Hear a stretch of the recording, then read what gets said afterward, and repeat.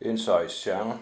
Steve here, and today I'm going to read to you from one of my books, one of the later ones. This one is from Esdras Insights. Came out about a year ago, and this book includes both the Apocryphal books of 1st Esdras, 2nd Esdras, but it also includes another book one I compiled called 4,000 Years of History from Creation to Christ. But today I'm going to read to you from the book of 2nd Esdras, and I'm going to read to you some amazing prophecy and vision about coming world empire of Rome, 500 years before it even happened, which makes it quite an amazing vision. Very interesting. So in case you have never heard this before, I think you'll find this very interesting. So this is chapter 11, the three-headed eagle, Rome, from my book Esdras Insights, or second book Esdras, chapter 11. On the second night I had a dream, and behold, there came up from the sea an eagle that had 12 feathered wings and 3 heads. I looked, and behold, it spread his wings over all the earth, and all the winds of heaven blew upon him, and the clouds were gathered about him. And I looked, and out of his wings there grew opposing wings, but they became little, puny wings, but his heads were at rest.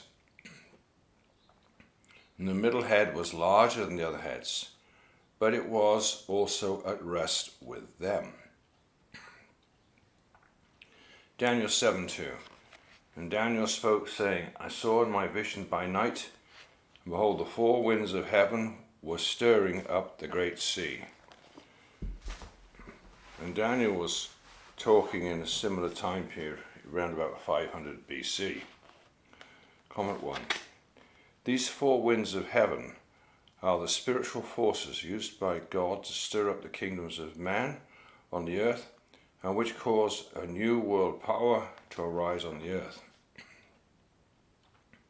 I would mention, I think forces are about in modern times now to bring on a new world order, the 7th empire, 7th dictatorship, or 7th Caesar, if you want to call it. I think we're very well on the way for that, coming on the scene on the world level very soon. Wow. So Daniel 7:3, and 4 great beasts came up from the sea, each different from the other. Comment number 2. The ferocious beasts that arise are the kingdoms of mankind, the world powers that dominate and destroy. Verses 2 and 3. I looked, and behold, the eagle flew with his wings to reign over the earth, and over those who dwell in it. And I saw how all things under heaven were subjected unto him, and no one spoke against him, not even one creature that was on the earth. And I looked, and behold, the eagle rose upon his talons, and uttered a cry to his wings, saying, Do not watch at the same time.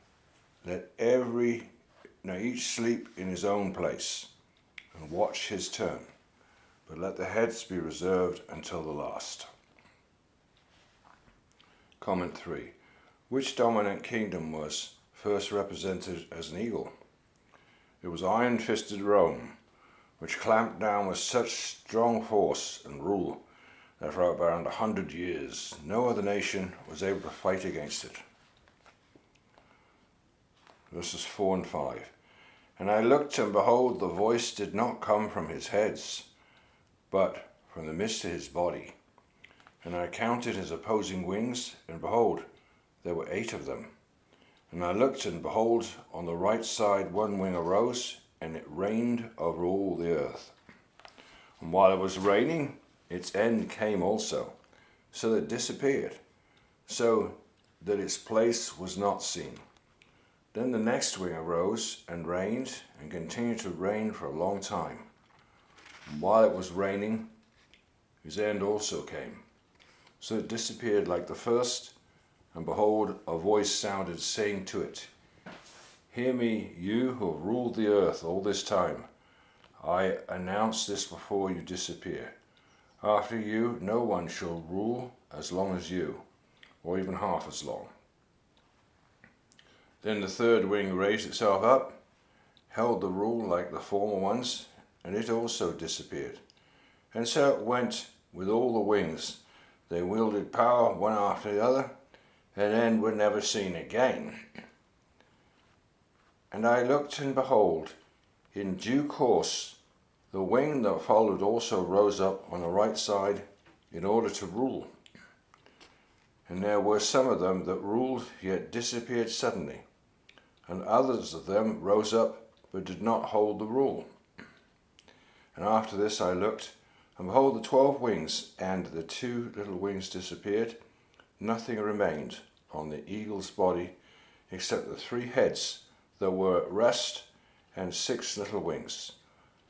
And I looked, and behold, 2 wings separated from the 6, and remained under the head that was on the right side, but 4 remained in their place. And I looked, and behold, these little wings planned to set themselves up and hold the rule. And I looked, and behold, one was set up, but suddenly disappeared. A second also, and this disappeared more quickly than the first. And I looked, and behold, the 2 that remained were planning between themselves to reign together.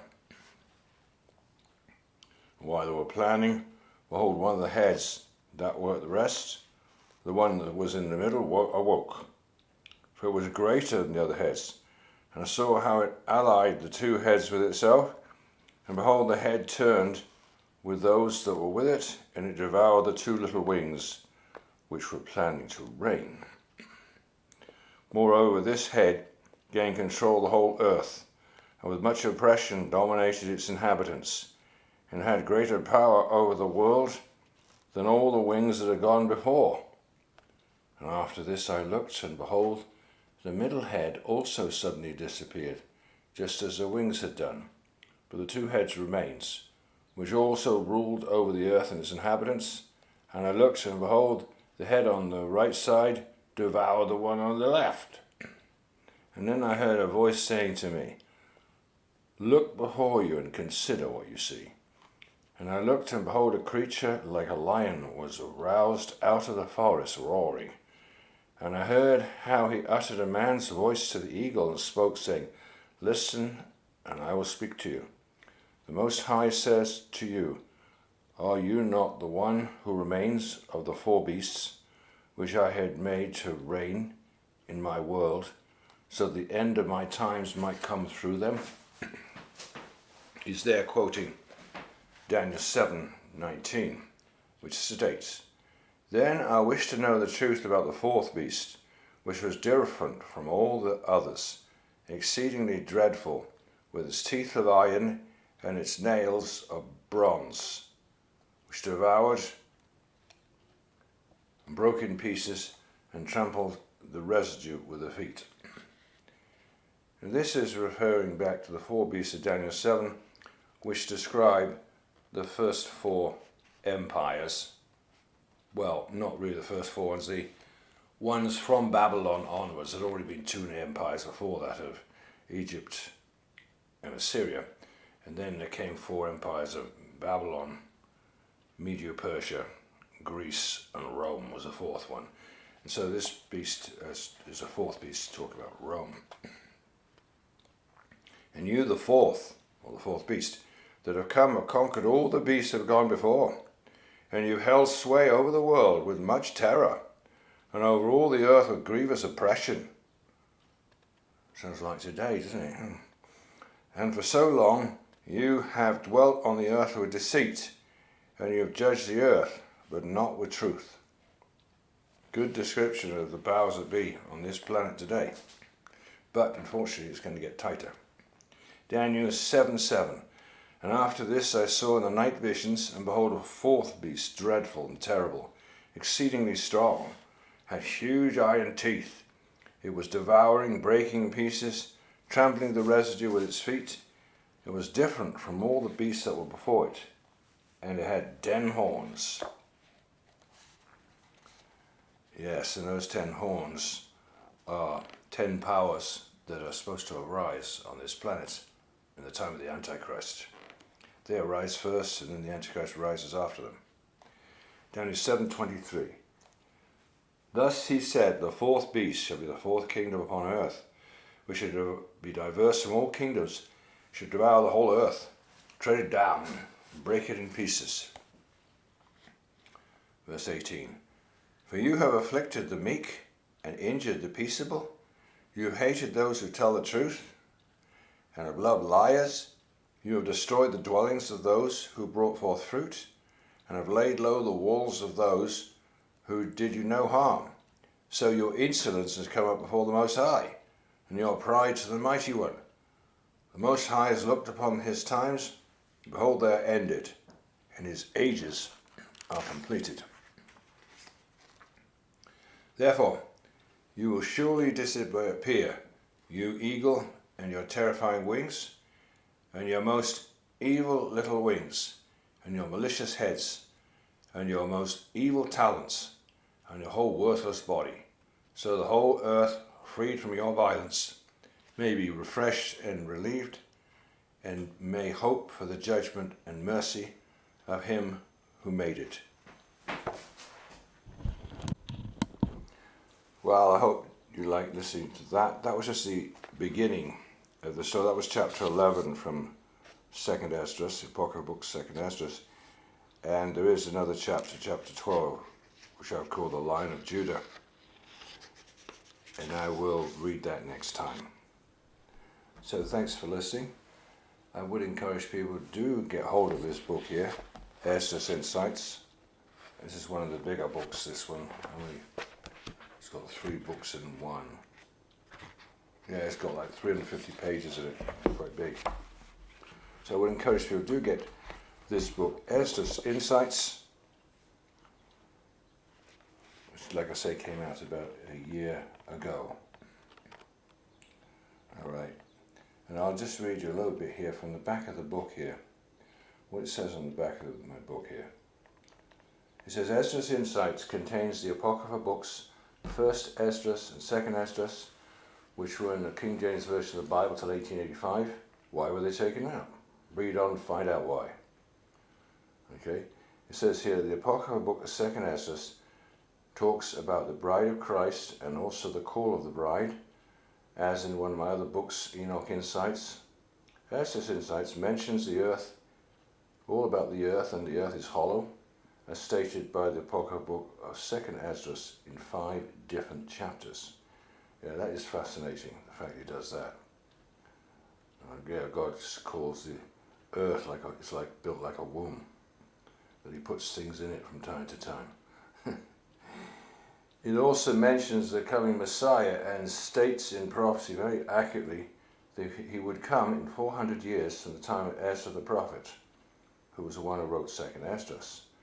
This prophecy of 400 years until Christ turned out to be exactly correct. Amazing, this book explains what happened to the 10 missing tribes of Israel back in 730 BC. This book of 2nd Esdras also talks about salvation and Zion. It amazingly predicted the rise of the Roman Empire 400 years before it happened. Yes, we read a little bit about that today.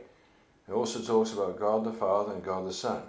It talks about the Son of God and the coming wrath of God, as well as Babylon the Great, as is mentioned in Revelation 17:18. Well, I thought I'd read you a little bit of that from the back of the book. And I just encourage you to get hold of this book, ENOCH INSIGHTS. So thanks for listening. Bye for now.